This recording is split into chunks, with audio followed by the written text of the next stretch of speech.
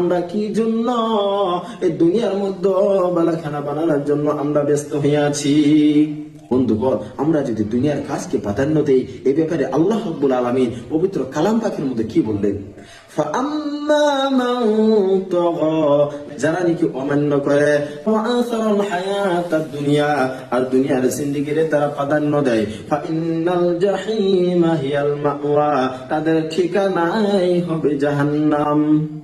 আর যারা নাকি দুনিয়ার কাজকে প্রাধান্য দিবে না, নিজের নফসকে কন্ট্রোল করে রাখবে, আল্লাহ তাআলা তাদের জন্য পুরস্কার দেবেন। ওয়া আম্মা মান খাফা মাকামা রাব্বিহি ওয়া নাহান নাফসা আনিল হাওয়া ফাইন্নাল জান্নাতা হিয়াল মাওয়া।